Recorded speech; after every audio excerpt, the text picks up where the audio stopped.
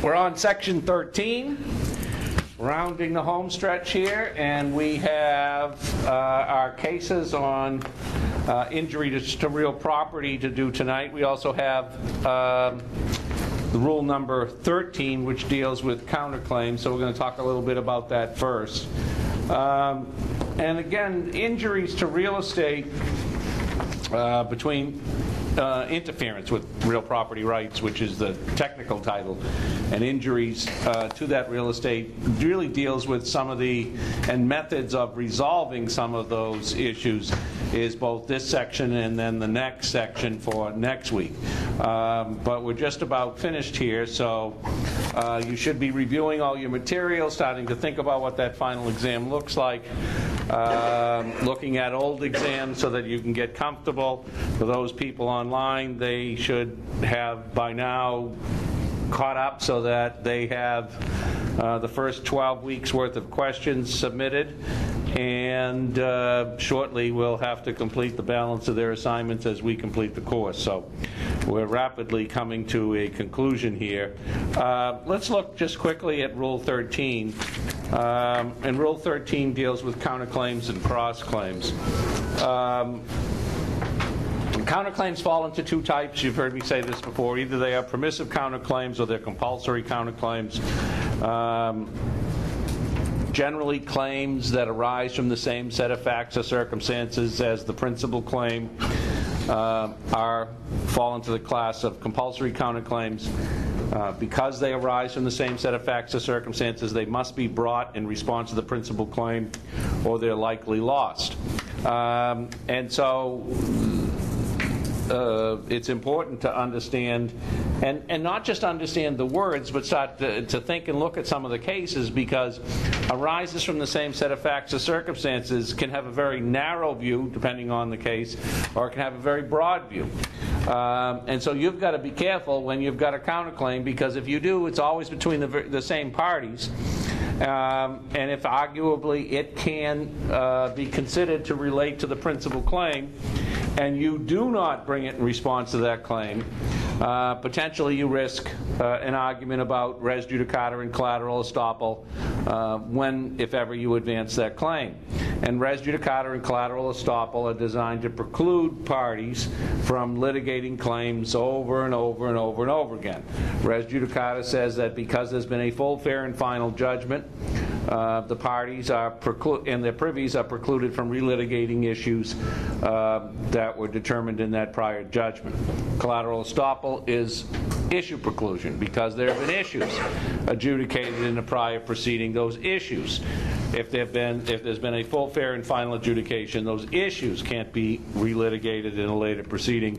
And so that's why when we start to think about, well, is this a compulsory counterclaim or permissive, at least initially, you should probably err on the side of saying, well, it might be compulsory, because the consequences of that will be that your counterclaim is barred when you try to bring it later on as a separate claim. The problem with that approach is that if, on the other hand, it's a permissive counterclaim, one that doesn't arise from the same set of facts or circumstances, then you need a separate basis for subject matter jurisdiction in order to assert that claim. And so, again, you all know that every claim has to have a valid basis for subject matter jurisdiction, and that it's so important it can be raised by anyone at any time, even after a judgment in the case. So the judge could raise it, the adversary could raise it, no one might raise it in this proceeding, but then it could be still raised at a later point if the court lacks subject matter jurisdiction.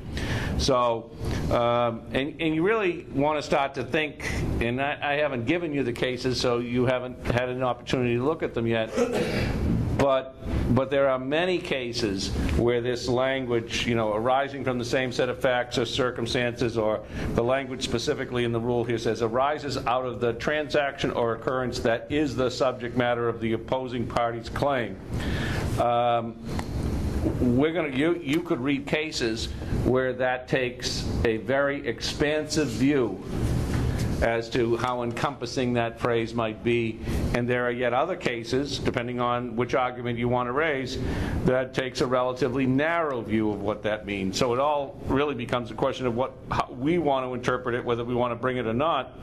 But the only risk is, you're not bringing it and then arguing later on that it arose from a different set of facts or circumstances. I hope you're right, because if you're wrong, it might well be malpractice. So think about that. And the other part of this whole notion of a counterclaim is there's a phrase, an expression that the best defense is a good offense.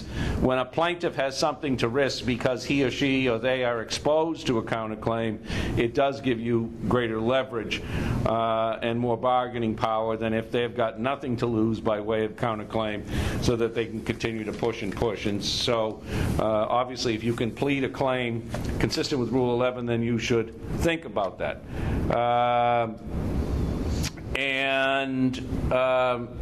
If you look at Rule E under Rule 13, it says even a court may permit a party to file a supplemental pleading asserting a counterclaim that matured or was acquired by the party after serving in earlier pleading. So sometimes claims occur during the course of the litigation.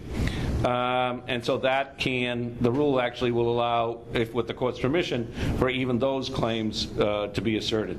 A cross-claim is against a co-party. So parties on the same side of the V also can sue one another, oftentimes for indemnification and things along those lines. But again, we use some of the same language. Arises out of the transaction or occurrence that is the subject matter, then that would be an appropriate claim to assert by way of a cross-claim. And the cross-claim also may include others in that claim as well, in order to bring those parties properly before the court. So Rule 13 is an important rule to remember from a number of different standpoints. But it is important to understand how it works. If you're going to advance that counterclaim or the cross-claim, to the extent it arises from the same set of facts or circumstances, then it makes sense to bring it. The fact is, if you don't bring it, you're likely precluded from asserting them later on. You're almost not likely. You will be ultimately precluded from asserting those claims later on, because the court doesn't want to handle cases piecemeal. I've represented people, we're probably all, not we, but the lawyers have all represented people that despite them winning or losing, they always want to do more. They want to do something different. They want to come back to the arena one more time. And so this whole notion of finality of judgments, and at some point the case is over and people have to walk away, becomes important to the court. And it also is just a simple recognition of what people act like. If one judge or jury has already resolved the matter, why should I have to address anything in that issue? And I certainly am loath to try and do anything inconsistent with those earlier judgments, if those earlier judgments dealt with the issues that you're now raising.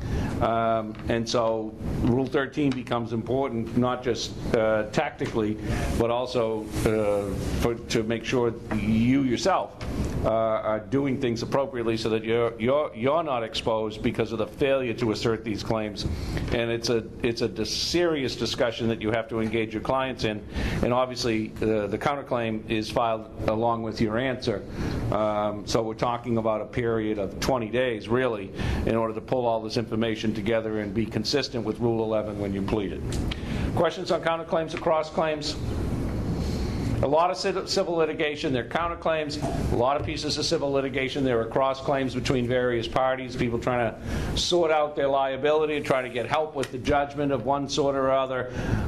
And so it's not uncommon that you would have both counterclaims, perhaps, as well as cross-claims, depending on how many culpable parties there may be involved in the case. Questions on that? So let's talk about our interference with real property rights. We're still trying to sort out our nuisance and trespass. My notes here, I've got a couple things. I have private nuisance, and you can tell me what you think about this. I wrote this a long time ago, still think it's right. Is a non-trespassory invasion of another's interest in the private use and enjoyment of the land. for the nuisance? Does it create a substantial or unreasonable, which is what we had last week, interference with the use and enjoyment of the property of another? So something, because my first language is a non-trespassory invasion. Is that right? So something can be a trespass or a nuisance, but it can't be both? If my definition is right, that would appear to be the case, no? I would think there'd be exceptions to that. I would think there must be a trespass. Something could be a trespass and a nuisance. I would think so. You all think so, or? So then I don't. So a nuisance is an invasion or an interference, I think is the language we used last week, with another's interest in the private use and enjoyment of their land. So an interference. And then I think my recollection is last week you said unreasonable, unauthorized interference. Probably ought to have that handled down, at least by the final, I would say, because it's kind of sloppy to me. And so now we're on Peters versus Archambault, which is a Massachusetts case, and it's what had been at that time called the suit in equity between the owners of adjoining lots of registered land. It says an encroachment by the defendant's house on more than 9% of the plaintiff's small lot, where the certificates of title for neither lot disclose any encumbrances, warranted mandatory equitable relief ordering removal of the encroachment. First of all, what's registered land? What's that about? It'll make me talk to your property professors. What's registered land? Is that land that's been deeded to you? Like land that you own? Why isn't it deeded land? What registered in what? What's the alternative? Like you get the title Like that's what I'm going to write in the Bible. This is like you got the title. Well, it's like the quality of the Like you said, like again. I just did you say like again? Throw that out. I didn't say that. It's not like anything. I think you did. Maybe you It did. is the quality of the title. What the hell does that mean? If you recorded your deed with the Registry of Deeds, then you have registered land. Is that true? Sounds true. Oh, so you just, I love those answers where I'm reading them and I'm grading them saying, shit, this one's just making this stuff up. Like, right? And you say, what the hell, I'll take a shot. And I read it and say, God damn. But that's not bad, Pat. I got to give you that. But, huh? Would I get a point? No, you would get 0. That's what I'm trying to tell you. Making up the answer is like, when I read it, I'm saying, it astounds me how some of you will do that. You might as well leave it blank, because your chances of hitting are probably pretty low. Because that doesn't sound bad. Gary's got an answer for us. I was going to give the same answer he did. Well, wait a minute, guys. You read a case. It's important that this piece of land is registered. And so you just say, what? You shrug your shoulders and say, well, he's going to tell us anyway if we just keep our mouths shut. Yeah. That's the way that works. Because, by the way, in Massachusetts, this is why you read this case. This is an important principle in Massachusetts. It's really important. So what's registered land?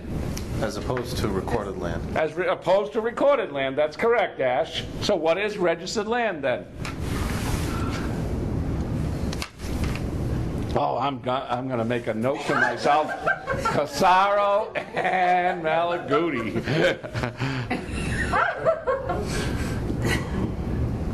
I didn't have either one. I don't think anyone did. Certainly Malaguti and Casaro aren't going to own up to this one. Did self-study on that one. What are you saying? No, we would have backed up Pat. Well, see, I'm going to talk to them about it, obviously. I could see why you know, well, you know what? I can't lie. All this crap about springing executory interests and what's the other crap you have to learn? And you know, I watch you with your eyes all glazed over first year. You have to learn all of that stuff. Rule of perpetuities. Well, the rule of perpetuities, I do think, does have a value to it for you to understand the limitations. But all the rest of it, like what's all that estates and land that, you know, what's it? You must be able to give me the language, right? Something subject to a reverter or Contingent remainder, Fee simple, determinable, fee simple, subject to conditions. I assume you can tell me what that crap means. Not that either. You have a present interest and you have a future interest. And Well, okay, I got that. you have what's in the future. If it has to go back to a grantor or to another grantee, then that depends on. And do you still have to learn that? That's really, because I sort of remember the springing executory interest. Like, do you have to learn that? No? Or is that? That's Casaro. Well, I don't know. I don't even know what it is, but it just makes it sound like, you know, I don't either. and I still don't. I just have to review it. And I have asked him about why in 2013 would we still start out with possession of wild animals? What's the point about that any longer? That's the easier stuff. Okay, here's the point about registered land, and it is really important in Massachusetts, and maybe other states that have such a process as well. Registered land is where we have a land court in Massachusetts. Registered land is where the process has gone from taking a piece of land, which might have disputes about it, or might have potential easements or restrictions on it, and bringing it through the court adjudication process of the land court, where they determine what the rights and liabilities are of whose property it is and what restrictions it's subject to. At the end of the day, you get a title, just like you get for your motor vehicle. And on that title, it shows whatever liens and encumbrances and whatever other interests there are in that land. And when that court issues that judgment, just like res judicata in every other context, that's it. So if there's something that exists that doesn't show on that title, on the registered land, the document, it doesn't exist. And in this case talks about one of the most significant things that attaches to registered land. What's that? Boundaries. Huh? Boundaries. It establishes the boundaries, that's correct. And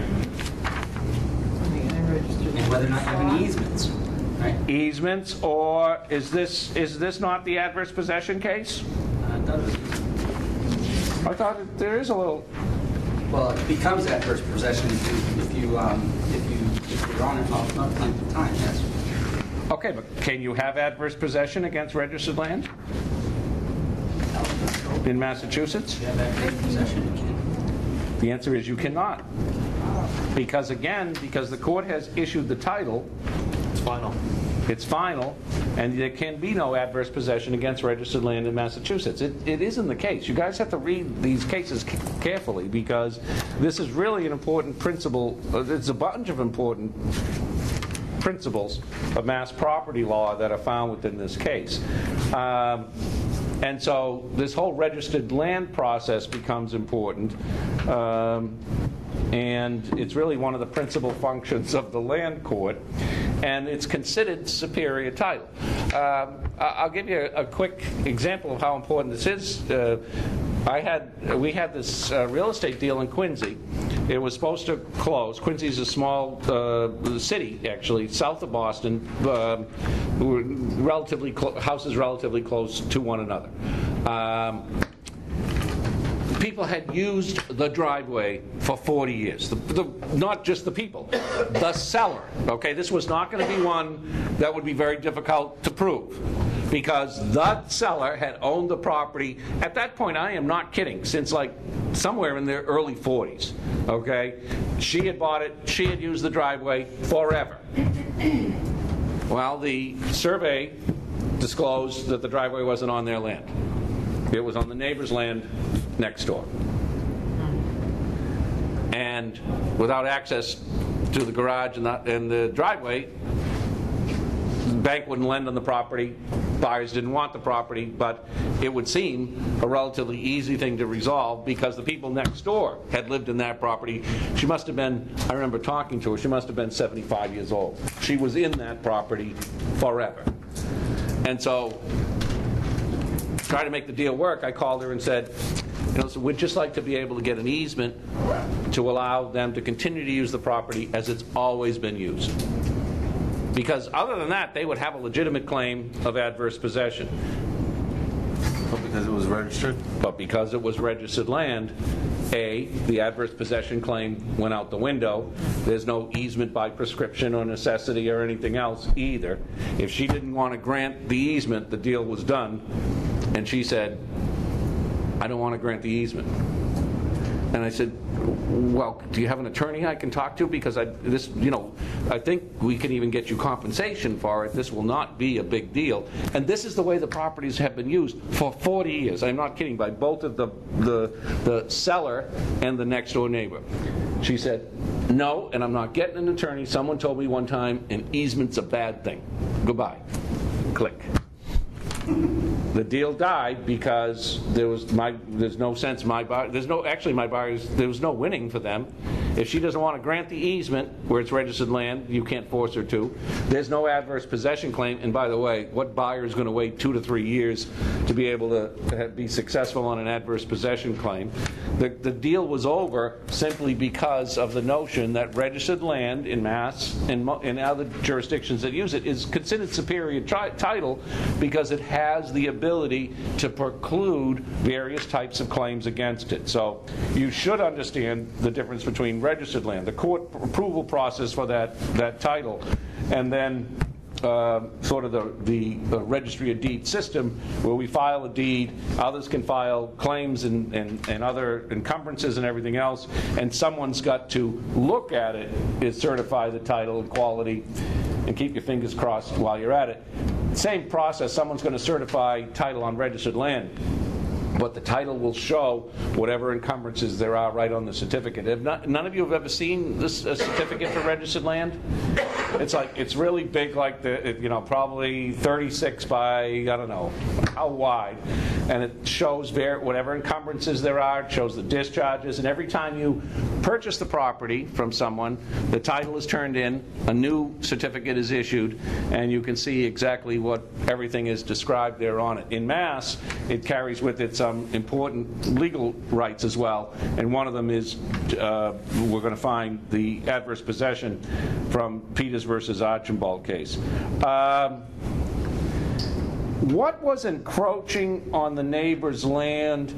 And this was in Marshfield. In my experience, by the way, this is common in these sort of the seaside communities especially, because the lots are relatively small. Many of them might have started out as 5,000, or there's some places where you might even see 2,500 square foot lots, but they might have started as cottages. People didn't care as much when they built them initially. But this is Marshfield, and they have adjoining oceanfront lots, and obviously over time those oceanfront lots become more and more valuable. Lots of fights over that type of stuff, lots of fights, especially as oceanfront acreage is more important and more valuable. And both of these lots were registered. And neither certificate, as it says, shows the Archambault to have any rights in the plaintiff's lot. They built the house. Each had a frontage of only 50 feet. The encroachment contains 465 feet, and the building extends 15 feet 3 inches onto plaintiff's land to a depth of 30 feet. So the encroachment is 15 feet by 30 feet for a total of 456, or just around 10% of the other lot. The trial judge found that it will be expensive to remove the encroaching portion. He ruled correctly so far that they're not able to establish estoppel or laches. What's estoppel or laches? Because those are two equitable defenses that become important to your understanding of defenses as well. Want to take laches first? Go ahead. We'll have Derek. He doesn't talk to me much. That's a delay to assert a claim that unfairly puts the other side at prejudice. Right? Laches is a delay in asserting your rights that causes prejudice to the other side. That prejudice usually is the loss of witnesses or evidence, some type of prejudice, not just the prejudice that now you have to face a claim. You always would have had to face the claim. But laches is an unreasonable delay in asserting your rights that causes prejudice to the other side. That's a long-standing equitable defense. What's estoppel? Good? That's when a party takes a side and then this is not going to sound bar material-esque, but it's when a party takes a side. Takes a position. Takes a position, and the other side relies their defense on that position.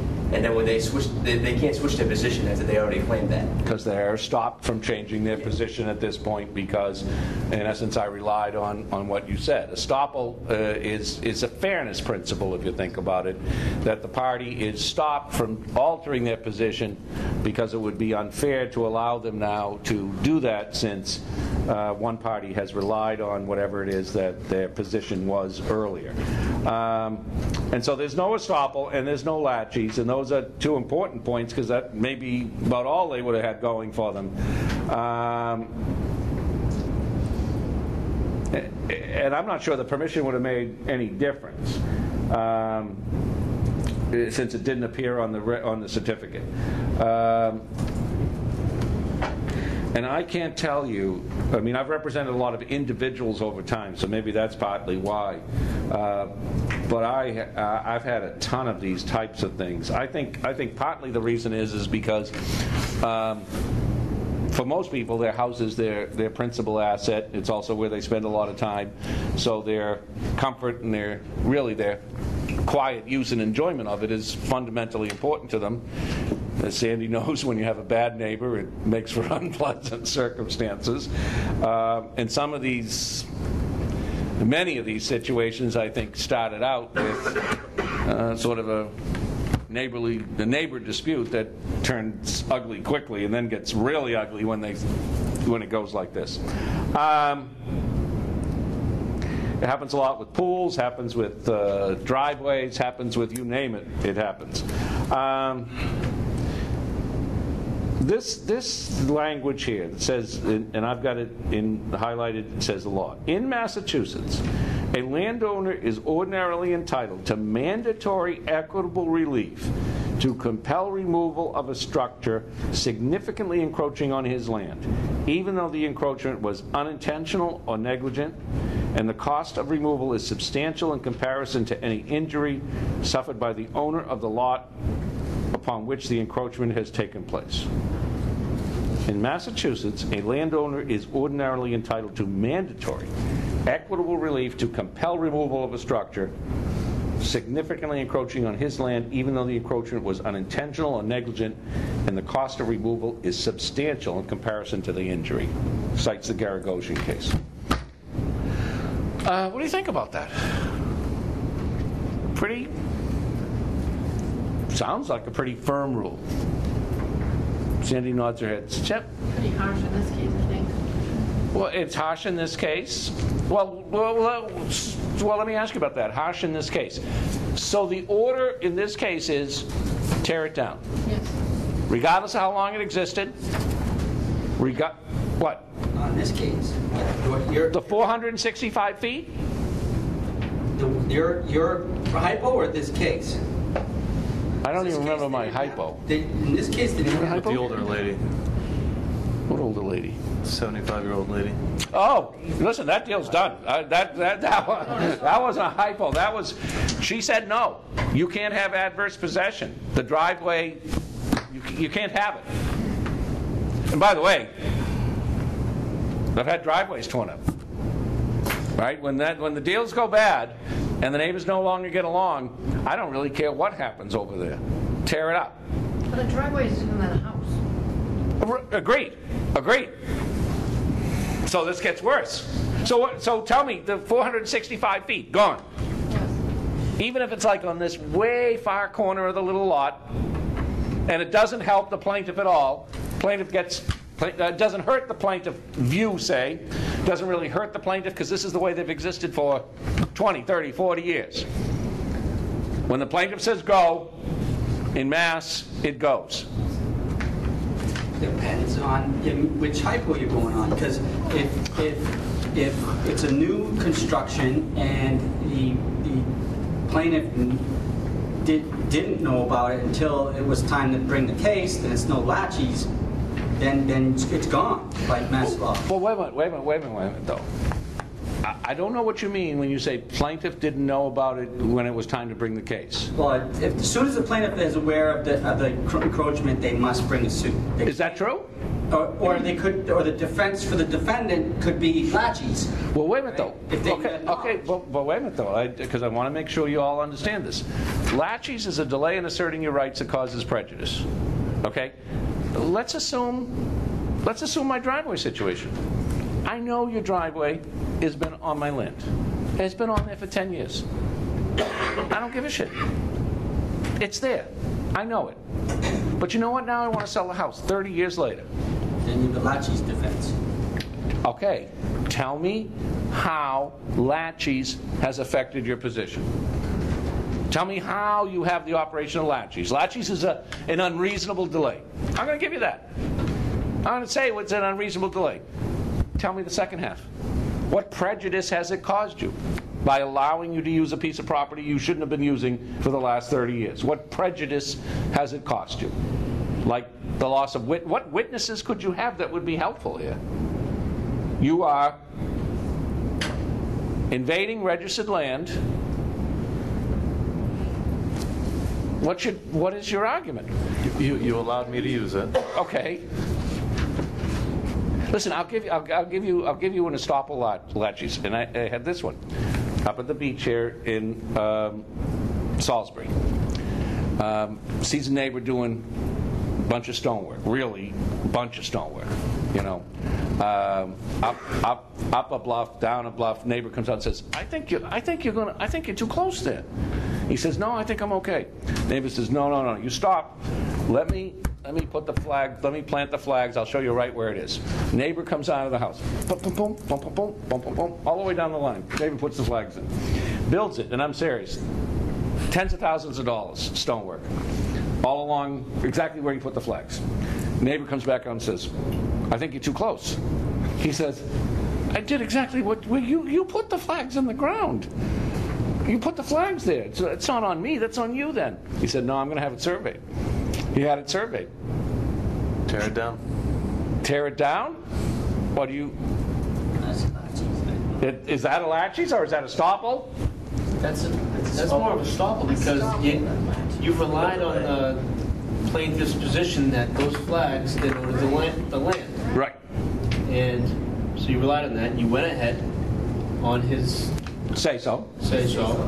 But at the same time, you should still do your due diligence and, What about that? It's not on me to tell you where the survey of the property is. If you're spending that type of money, you should have spent another $2,000 on a survey. Sure. I like your estoppel argument, and I think it's still better than laches. But laches, really, we are saying, could you argue laches? Yes, I think it's more close to an estoppel. But laches is more likely.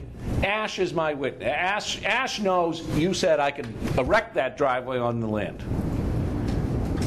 And you just wait till Ash dies. And now Ash is dead. And now I file suit, bring it out, tear it out. And you say, no. That's a delay in asserting your rights that causes prejudice because now an essential witness of mine is lost. And without that witness, I can't properly defend this case. I don't think you have it in the driveway case in Quincy I told you about. It was there already. I didn't sit back and watch you. I just didn't bring that case soon enough. Tell me what the prejudice is. I'm saying there's been a delay. But where does the harm come in to you in my delaying? I gave you 30 extra years of use. I don't have to give it to you forever. Do I? Tell me what your prejudice is. The prejudice is, I guess this is the best it gets for you. It's going to cost me more to fix it now than it would 30 years ago. Take it out of the rent you owe me for 30 years worth of use. No? I mean, right? There's a balance there. Isn't why you're looking at me like that? I've done it 30 years.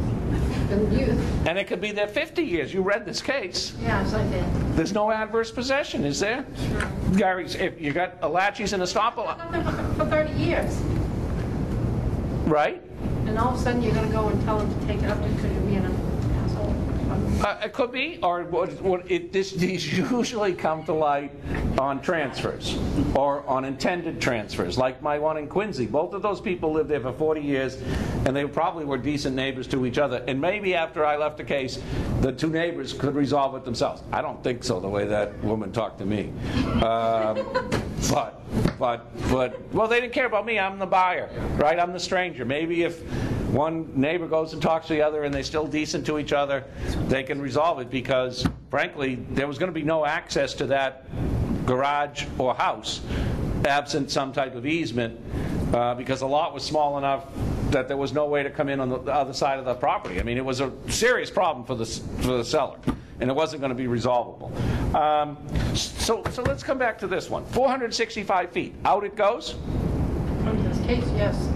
Let me, no matter what, because that's not de minimis, right? They talk about a de minimis encroachment, and this says substantial. 30 by 15 feet. That's big, even though it still constitutes less than 10% of this property. What if it was the only bathroom for the defendant's house? Right? A lot of these little seaside places, there's a bathroom, a small house. You take the bathroom out, the house is uninhabitable. And maybe you can't comply with modern standards on Title V. We're done? Is that true? No matter how valuable that encroachment is to the defendant, it doesn't matter, because my language in Massachusetts, a landowner is ordinarily entitled to mandatory equitable relief to compel removal of a structure significantly encroaching on his land, even though the encroachment was unintentional or negligent, and the cost of removal is substantial in comparison to any injury suffered by the owner of the lot upon which the encroachment has taken place. Well, that's strong language. Go ahead. No, I think it should be case by case. I mean, I really agree with the dissent in this case. I mean, it was already in existence. They knew it. I mean, there's so many other factors involved. It wasn't like it was a new construction. They said, no, wait a second. I know there's a case in Marblehead this past year. I was thinking of that one too. They tore the whole house down. Yeah, the entire house. And that was, I don't even think it encroached on the property. It encroached on their view. Yep. And I know that was in litigation for a long time, but ultimately they knocked down the house. Yeah, I mean, this one, I agree with the dissent. I think, or in general, I would say that there's going to be more flexibility to the... In your soul, you would like more flexibility. Case by case. Okay, but is that the law? No. No, Sandy's right. This is the law, right? We might like to be nicer. We might like the law to be more charitable. This is harsh, but it is what it is. So, your driveway that encroaches on my land, out it goes. Even if that's your only access to your driveway, your home. Is that correct? According to this law, yes. Well, okay, when you say according to this law, and this is what I get a little worried about, I'm giving you the latest case from the Mass Supreme Judicial Court, and you're saying, yeah, but, you know, there's got to be something else out there that says something different, because I don't like this. And I'll tell you, let me tell you what I do like about this case. How many times have you read stuff that leaves you in a state of gray? Right? Most of the time. Most of the time. That's right, Ash. Most of the time. And that's why I don't like Toro's dissent. I think he's a nice guy, and he's trying to settle the case and give them some hope. But how about a little black and white? If a landowner is ordinarily entitled to mandatory equitable relief to compel removal of a structure significantly encroaching on his land, even though the encroachment was unintentional or negligent. Think about that. Just a mistake. Tough. Tear it down. Even if it's the bathroom. Tear it down. Even if it's half the house. Even if it's the whole house. Tear it down. Even though it might create enormous economic waste, right? You study that? Oh, the law disfavors economic waste. What does this case say about that? We don't care about economic waste. We don't care about its utility to one and the effect and the minimal effect it has on the other. Out it goes. It is harsh, though, isn't it?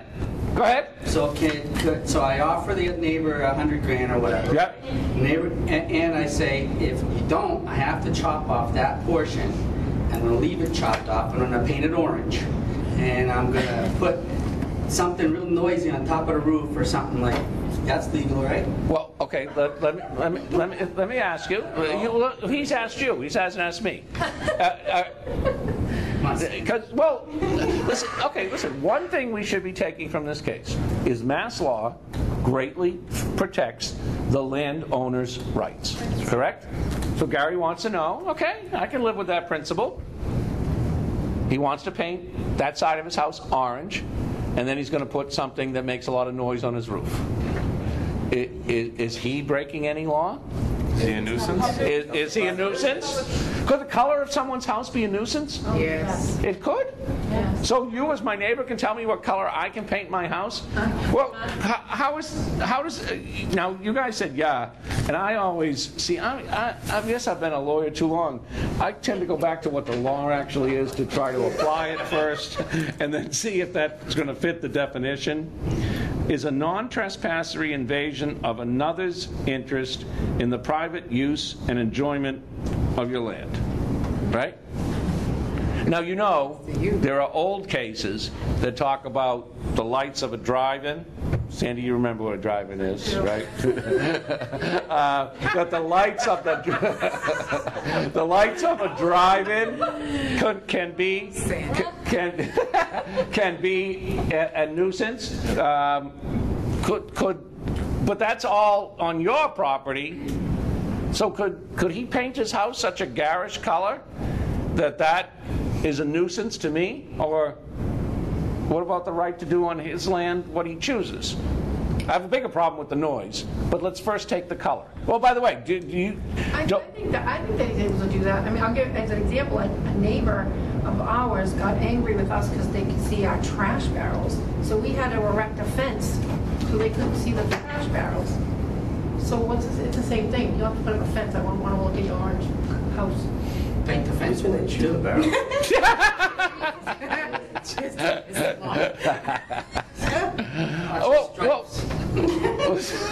The stripes. No. What about that? This is not uncharted territory. People have done this as well. What do you think? I mean, could he pick a color? People have sued over colors of houses. Just so, go ahead. No, I was thinking if you were in a community where there was covenants, you're only allowed. No covenants. Gary lives in the live free or die state. Well, you're not going to cover it on the ocean either, right? Because that's not a community. They're ocean lots, right? But you can do whatever you want, but it doesn't mean that I can't say that it's interfering. You do some whale fishing too. Listen, I had a client lived in Situate, which is a seaside community, and he said, "Listen, I'm done looking at that POS boat that he's got in that yard. It's been sitting there for 20 years." He said he's never going to fix it. He keeps saying he's going to fix it. It's sitting there rotting. And any of you who have ever lived in some of these communities like that, listen, I used to have a boat behind the building here that I left for too long until I gave it to Professor Puller and made him take it out. Right? You're always going to fix it, and you never do. Well, he said I've had enough. He said, I want it out. I want it gone. I'm not going to look another day out my window at that. And, you know, little kids sometimes go over there. They're attracted to it, so I'm worried someone's going to get hurt. It wasn't Jack's principal worry, okay? He said, I'm done looking at it. It was like a 25-foot, you know, sailboat of some sort, and he just said, I'm done. I've got a nice house in Situate. I want it gone. So can he sue over that? That's this... Sandy's trash barrels are affecting the use and enjoyment of my property? Is he trying to sell the property? Nope. He just doesn't want to live next to it anymore. Because I'm thinking, is it diminishing the community property? That his argument is it certainly diminishes the value of his home. And listen, they actually cleaned it up. There was a house, not my way here, but if I go, like I'm going to Demoulas first to come here, there was a house that, thank God, I didn't live next door to it, because it looks like, you know, a hoarder must live there. And it's the garage, it's the driveway, everything, and you say, I'll bet it has to affect the value of the house next door. I mean, now this just within the last year they made them clean it up, probably because they were going to condemn it or something because it looked like that, you know. And so is that could be a nuisance? Because right now we're just trying to figure out if Gary can paint his house neon green or neon orange because it's his property. I'll take it down, but damn it, you won't like what I leave behind. And by the way, that's not uncommon, right? Because you made me tear down what might be half my house. It says 465. Does it give us the total size of this house? The house is not going to be probably bigger than 1,500 square feet. So I'm losing a third of my house here. Well, I don't think It's definitely it's definitely a room width. Yeah, I don't think it tells us how much it is, how much of the house it is. I think it, just as a general matter, that's going to be a lot in these towns. 25 feet's a big room. Is it a nuisance? Could Gary paint his house orange? What about the noise? You want to take the easier one, I think? Yeah. Can he put things on his roof to make... Why not? Then interferes with your quiet enjoyment. So that's a nuisance or a trespass? Nuisance. So this would be an invasion of another's interest in the private use and enjoyment of their land. Yes. That would be a substantial and unreasonable interference in the use and enjoyment of the land. Did you see that case? I think is that Situate, Marshfield, the windmill? Did you see the pictures last week? Who was telling me they lived near it? One of my graduates was here. It might have been Hull. There's one in Hull as well. But I thought the one I saw on the news was either Situate or Marshfield. Was it Falmouth? At any rate, it showed it didn't show the windmill itself. It showed what would happen in the house with the sun is that every rotation, the house would get dark. And then it'll get light. And then it'll get dark. You could see it. I mean, they actually showed the video. It probably is online somewhere. They showed and I could see if you were in that house that would be, you know how they say like the blinking light can make you have seizures and stuff. That's what it looked like. If you looked at it, like it would on a regular basis with the windmill going, that it would shroud the whole house in darkness and then light, darkness and light, and it was like. Just watching it on TV, it was unsettling if you lived there long enough. But that's actually light shining in now. Or it's actually not light shining in, it's just I'm obstructing the light from going in. So Gary's noise, yes, nuisance. So you can't do the noise. Can you do the paint? By the way, I thought you said the noise, the last time when we looked at this with respect to Alice, my next door neighbor down the Cape, you said it would depend on when she did it and how much it was and how loud it was and everything else. Time of day. Time of day. So if Gary's doing, if he's just doing this to make noise, Yeah, probably not. But But if he's, you're also bringing in town ordinances, right? Because I don't know about community ordinance. but just so you know though, this whole town ordinance thing, town ordinances might help to prove nuisance, okay, or might help to prove a violation of the law, and it also might give you another avenue to pursue to try and remedy this problem and stop it. But just because something complies with the town ordinance doesn't mean it's not going to be a nuisance. For instance, most towns will say, especially seaside towns will say, you can keep a boat in your yard. Okay, but just because there's an ordinance that says you can keep a boat in your yard, you can keep that boat in your yard. Not when it's just rotting and looks like that. Sandy can keep her barrels in her yard, but not when there's 18 barrels and they're all overflowing with trash. And so the town ordinance will help prove it when there's a violation, but just because compliance with the ordinance, it doesn't mean that there might not be a nuisance or a trespass. But there are town ordinances oftentimes on noise, on heights of fence. There may be, I don't know, I think Salem, Mass, has some type of town ordinance, certainly in the historic district, as to what color you can paint your home. They do, don't they? Yep. Yeah, because I think that one of these issues about the color has been litigated in the past in Salem. Back to Gary's question. Okay, if you're taking my study. I'm painting that side of the house orange With neon green stripes. with neon green stripes.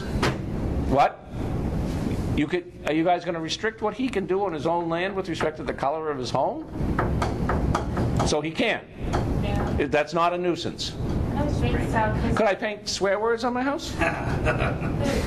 That's offensive. Say what? right behind my street, there's a house that has transparent doors and windows, and it's a common street. I don't know. I don't think so. So he can. So orange is okay. Go ahead, Pat. There's that term, a spike fence, where someone puts something up just to, the intent is to kind of be a pest. Would that come into play here, where he's painting his house with zebra stripes? I think it's a political statement, isn't it? Not a good idea. No, listen. I don't know. I agree. Spike fences. That usually spike fence by ordinance is going to be above a certain height, and actually, which way you may face it. But usually, it's spike fence is oftentimes height. But I guess you could have a very garish-looking fence as well that people would find spiteful. Frankly, I think that's another one of these situations with respect to trespass and tear it down. Fences oftentimes are not where they're supposed to be. And when a survey comes about, what about that? Someone spent $5,000, $10,000 in a very expensive fence. Out it goes, into the trash. So let's go back to our case. But for right now, Gary can paint his house any color he wants. Could he paint it with like nudes on his house? What? Nudes. Nudes. That might be portrayed as obscenity or pornography. Well, is it? Yeah, I don't want my children exposed to that. Well, then you shouldn't live there. No, really, that's all. The rooster might get a. Did you ever go to some of these mansions, like in Newport? They have naked statues all over the place. So why is it different? Just because Gary's appreciation of art is different than the rest of you? Art. Yeah, it's art. Darn right it's art. So you're defending Gary. Agreed. Listen, I just want you to think about, so what can the neighbor do on their land within their rights that, because I thought, I was sort of reading this case in a very broad way as saying, we're going to protect that homeowner and the right of that homeowner to do on their land what they choose to, because damn it, this is America, and that's the way it should be. And now we're saying, well, I don't want him painting his house a certain color, and I don't want him putting art on his walls. Oh, by the way, there's people have complained about statues, right? Mm-hmm. Oh, look at the genitalia on that statue. I don't want my kids seeing that. I think this happened in Boxford, and I think it was like a $20,000 statue. And he's saying, I'm not getting rid of this. The people next door said, yeah, but look at what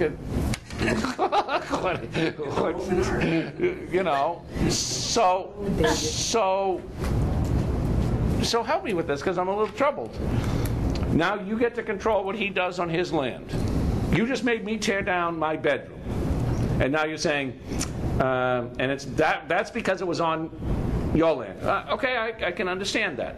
And now you're saying, even on his own land, we're going to restrict what he can do. And I guess you feel comfortable doing it because we're saying his motivations are intentionally to spite them. But so what? So, because it didn't make a difference if this landowner here was tearing Gary's bedroom out intentionally to spite him. Right? It says whether it was intentional or not, or negligent. We don't care. Out it goes. Because I've had that, and sometimes it's 110% spite. We had a disagreement. I told him, keep that dog out of my yard. If he craps in my yard one more time, we're going to have problems. Dog crapped in my yard one more time. I shot him. Right? No, right? I mean, so it didn't matter why the motivation was here, so why should it matter in Gary's case? But you don't want to tie the court up with frivolous matters. How is it frivolous matters? The personal choice as to what color he chooses to paint his house. It seems like it's more of a personal choice. It's not overall affecting everyone. I mean, So you don't like it? yeah, you just don't like it. And But that doesn't sound like a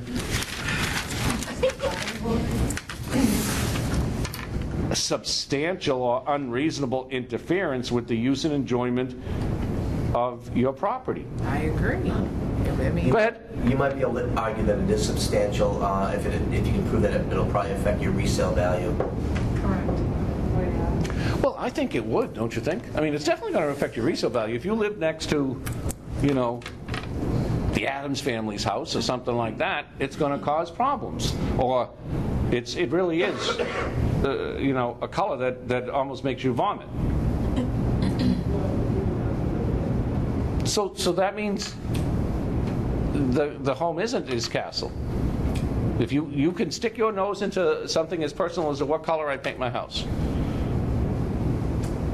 It's the same. So by the way, you guys, I guess, would agree then that the people that bought the ranch across from, what's that church? What are the whack job church that now is threatening to come to Boston? The Baptist Church. What's the first name? Westboro Baptist Church. The people that bought the house across the street from them and then painted it with the rainbow colors to show their support for gay marriage, that's a nuisance to the Westboro Baptist Church. good for them. You didn't see it? No. Oh, you ought to look it up. It's pretty good.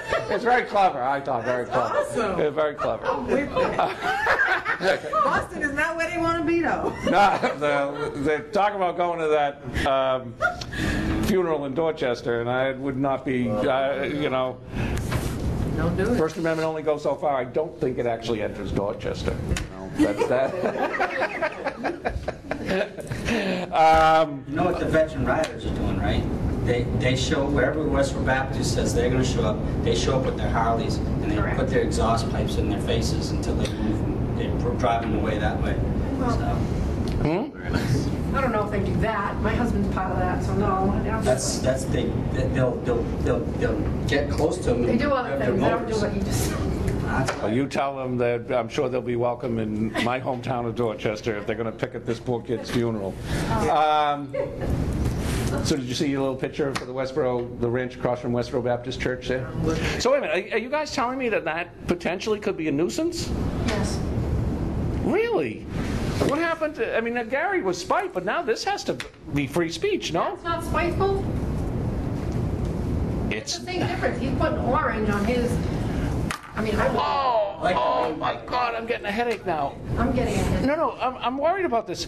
So you can come picket my 8-year-old child's funeral and cloak that and say vile, disgusting things and cloak that in free speech, but God forbid I should paint a rainbow flag outside on a house outside where you folks are, and now you're going to come in and take that I can't do? This house is awesome. I thought it was incredibly clever. Right? Yeah, I've seen it. Have you guys seen it? I think it's incredibly clever. They bought, turn around if they can see it. They bought the ranch house across the street, and they painted the exterior of the house with the rainbow flag across the boards in protest, obviously. I mean, no violence, nothing else, just a simple nonviolent protest statement against their positions. It seems so, but wait a minute though, because as I understand the present discussion, they can sue for a nuisance for that. That's an unreasonable and substantial. Wow. Yeah, it is. Actually, I thought really very tasteful. I would not have made it so tasteful. I would have gone Gary's route a little more. It would have been ugly to look at and jarring. But that can't be right, can it? That's what they needed. Let's finish our case. You guys have to, I think, work that through a little more, because I'm a little worried about that, because in one way, Peters versus Archibald gives the landowner incredibly superior rights, and then as much as you don't like them, I think you have to recognize that's the law, and then decide. So you're telling me if someone painted their house pink and purple or whatever next to you, you'd be okay with that? I wouldn't be okay with it, but I'm not so sure. Do you think I have a nuisance? Do you think that's an unreasonable interference with my property, what the color you paint your house? Well, isn't it the same thing as that boat? It's the same thing. The boat's an eyesore and so It could be. I don't disagree, but the fact that someone has a claim doesn't mean that they're likely to succeed either. Right? I mean, I think there are, and by the way, I've seen the colors of some houses that are jarring. You know, I mean, there's a purple sometimes you see, and you say, wow. And you do wonder, whether some of it is more spite than something else. But obviously, I'd have more trouble, you know, with some of the other, you know, like the hoarder houses, which trash all over the place. They've had a couple of problems in Andover with they just would leave the trash bags all over the front yard. I mean, so it's like I mean, like hundreds. Isn't that a felony in Andover?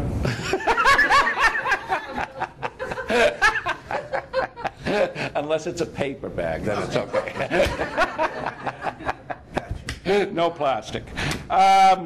Okay, so just let's finish with Peters versus Archibald, because it is I think it's a really good case.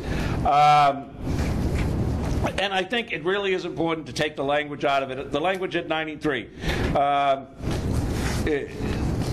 Courts of equity have refused to grant a mandatory injunction and have left the plaintiff to his remedy of damages where the unlawful encroachment has been made innocently and the cost of removal by the defendant would be greatly disproportionate to the injury to the plaintiff from its continuation, or where the substantial rights of the owner may be protected without recourse to an injunction. And then that quotes a Lynch case. But that really, really ultimately is reserved for cases. If you look at the footnote here, it's on page 96. In Massachusetts, unless it's what we call a de minimis encroachment, and de minimis means small or slight encroachment that allows the illegal encroachment, therefore, to exist. But when we're saying it's a de minimis encroachment, we're talking inches. Even if an encroachment should run for the full, say, 200 feet of the boundary line, so the length is significant.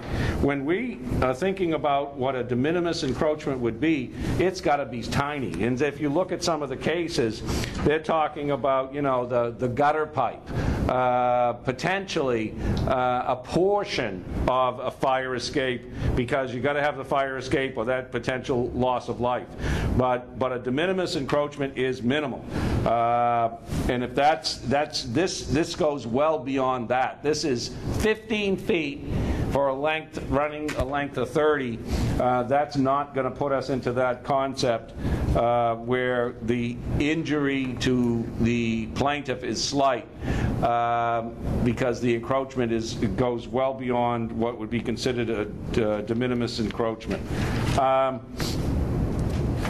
Let's talk a little bit about Toro's dissent, and I know there is some appeal to Toro's dissent, because Toro is saying, geez, this really wreaks havoc upon the defendant.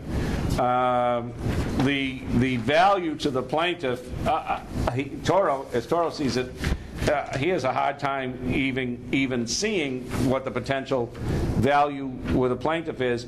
And as he says in 95 here,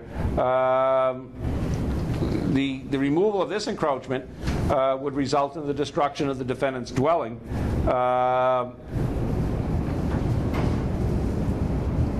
And by the way, that footnote says it is in fact 1/3 to 1/2 of their dwelling which encroaches upon the plaintiff's lot. I mean, this is not okay. They still got plenty of room left. This is really may well put the defendant's property in jeopardy, and especially with smaller lots like this and the like, and new zoning, the right to build, or at least to replace what's been lost, likely doesn't exist. Oftentimes zoning will allow you to stay within your original footprint for rebuilds when zoning changes, but here they can't stay within the original footprint because that original footprint, part of it was on the other person's land. So they're going to end up with a significantly smaller house, and as he says at the bottom of 95, the granting of injunctive relief in the circumstances of this case would be oppressive and inequitable. I don't disagree that it's oppressive. I'm not so sure it's inequitable because I sort of like that we can come out of this with the black letter rule that you cannot have adverse possession, and that's the only way to solve this at this point. You cannot have adverse possession against registered land. That's the law in Mass as well. And if you're going to do away with that rule, then you start down a pretty slippery slope with respect to the quality of registered land. In 97, he talks about a 6-inch strip of plaintiff's land. Well, 6 inches probably brings us within the de minimis principle. The gutter pipe, those types of principles all fall likely within the de minimis principle that a relatively minor encroachment of no value to the plaintiff may well be able to be remain on the plaintiff's land, and usually then the damages would be monetary damages, not injunctive relief of the removal of the encroachment. And again, look at page 100. Moreover, removal would be a severe burden upon the defendants. As the trial judge indicated, it would cost a lot of money and a lot of inconvenience and reduce the plaintiff's value to a great extent. And again, I love it because it's so clear. It doesn't matter. It doesn't matter with respect to the circumstances of this case for registered land. We are going to protect the landowner's rights. And listen, the result is incredibly harsh. No doubt about it. And in other cases, as we talked about, the House of Marblehead came down completely. And it had recently been erected at a pretty significant cost. This case, this principle is alive and well, and we're seeing more and more of it. You know, it used to be, when I first became a lawyer, the whole principle was just build it, no one's ever going to make you tear it down. So you just keep pushing forward, and you should be, at the end of the day, be okay. Well, the cost to build was a lot less back then. You might be able to shoulder that risk better. But not just this case, but other cases that came as well, say that's a bad gamble to make these days with additional zoning protections, wetland protections, and the like. The fact is that the courts are not as reluctant as they one time were to say tear it down. And again, I think Toro, as he was known for both in Mass and then the federal system as well, what he's sort of hoping is that the parties would, without injunctive relief, would be able to sit down, talk things through, and work it out. And that might be true, but oftentimes that's not going to be the case when these situations go bad, as this one obviously did. And at the end of the day, the plaintiffs don't have to resort to negotiation because they've got the superior hand, and now they've got the court order to prove it, and that house is going to go. At least a significant portion of the house is going to go. And I think it is interesting from a legal standpoint that we can leave with a couple of pretty solid black letter laws. By the way, if I asked you what adverse possession is, you could describe that to me, right? That you do remember that from property. Yes. You do? Yes. So what is it? That is the trespass that is continued. It's been open and notorious. It's been actual, exclusive to the property owner, hostile, as well as continuous for the amount of time of 20 years, which is the statute of limitations. You know what? I've heard open, notorious, hostile, and exclusive. Actual as well. I know you guys use actual. I don't quite understand what, and I've asked this before too, what the necessity for actual is. You're present. You're actually. I've actually tried 2 adverse possession cases, believe it or not. What's actual? What is? I don't understand what actual has to do in that. Your physical Your presence, physical you being presence there, on the holding plan. yourself out as if you were the owner of the property. That's all. But you really think that's true, that I have to be there, or I can have structures there that operate as the open, notorious, hostile, and exclusive? If I go build a house there, I don't have to stay there for 20 years myself. No. So what is the actual ad? Just out of curiosity, I mean, if you work it through. I think even if it is your dwelling, you have to have some sort of presence, even if it's not you physically. The buildings that you actually put there, maybe. What if I fence it all off? You actually fenced There, it. you did it. You actually fence it. There is something. There is something there. You receive a Actual mail there. occupation. I mean, Well, okay, I guess I'm just wondering. So what would it be without actual? Is that it wouldn't be adverse Yeah. possession because it doesn't fit all the Well, elements. what's open then, and what's notorious? My what? Presence. Presence. my presence or use? You. I just no. I've asked Professor Malaguti in the past as well, because when we took it, we didn't learn. Wasn't taught actual, open, notorious, hostile, exclusive. And I'm just wondering what actual. I've always wondered what actual adds to it, because if I've got open and notorious and hostile use of that property, You have to have the intent to keep it solely for yourself. That might be permanent versus a... okay. But I see. I think I could. Why? I don't understand why I can't do that without sort of this. I don't know what actual adds to it. This is just out of my own curiosity.